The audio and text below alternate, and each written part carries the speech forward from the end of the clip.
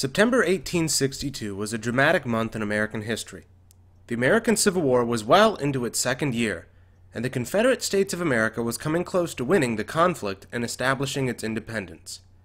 Many things hung in the balance as Confederate General Robert E. Lee and his Army of Northern Virginia launched a bold and daring invasion into Maryland during that month. The end result of the invasion was the Battle of Antietam, one of the most important days of the Civil War. Antietam was the bloodiest single-day battle in American history, and the Union victory there led to the Emancipation Proclamation. During the summer of 1862, Confederate armies had found a strong footing and began pushing back, invading Union forces.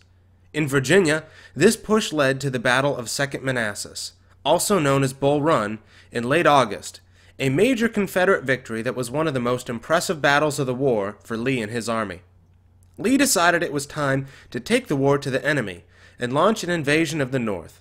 Maryland would serve as Lee's target. It was a state which was still in the Union, yet portions of Maryland sympathized with the Confederate cause.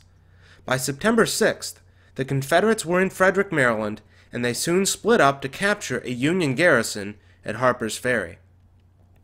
In pursuit of this invading Confederate force was the Union Army of the Potomac, led by Major General George Brinton McClellan.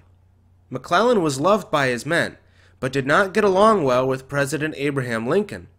Despite the disagreements between Lincoln and McClellan, the general known as the Young Napoleon was tasked with stopping Lee's force. Lincoln wanted a victory badly, because a few months earlier he had decided to issue an Emancipation Proclamation, freeing all those slaves held in the southern states in rebellion. If McClellan could defeat Lee in Maryland, Lincoln decided he would be ready to issue this important document. On September 14th, Union troops caught the Confederates largely off guard when they attacked at South Mountain, just west of Frederick. This battle was a Union victory, and it forced Lee and the Confederates to reconsider their campaign. Soon the Confederates would regroup and fall back to the sleepy farming town of Sharpsburg, where they would form a defensive line. A few days later, the Battle of Antietam was fought. The Battle of Antietam was fought entirely in one day, September 17, 1862. It is most famous as being the bloodiest single day in American history.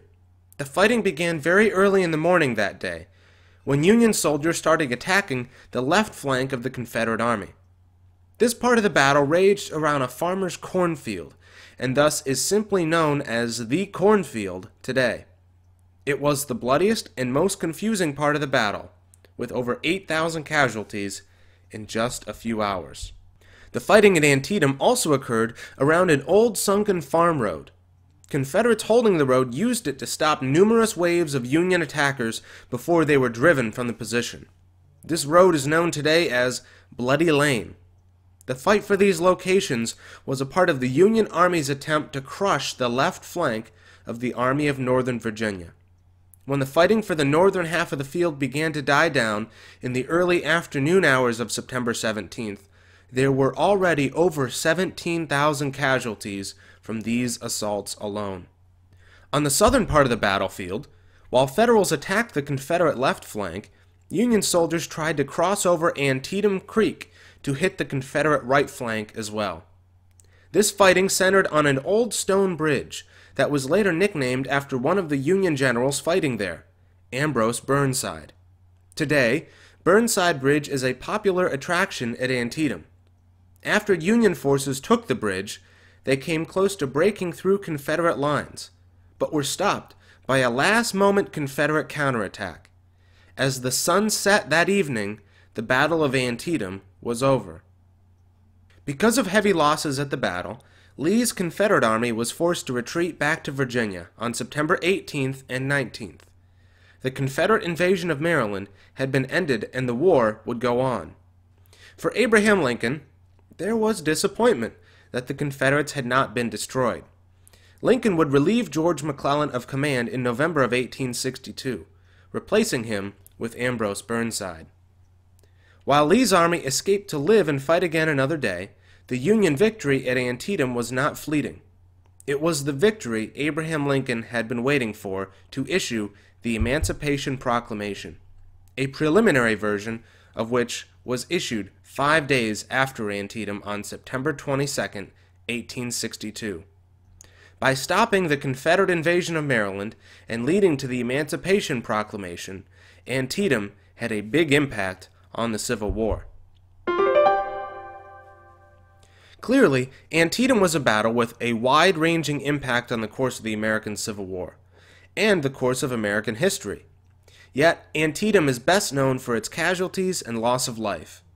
In just one day, there were over 23,000 men killed, wounded, or missing in action, making Antietam the bloodiest day in American history. Such loss is difficult to comprehend today. The amount of casualties at Antietam signaled a new turn for the Civil War. The nation could not turn back to the country it once was, but now had to push ahead to a new birth of freedom, ushered in with the Union victory at Antietam and the Emancipation Proclamation.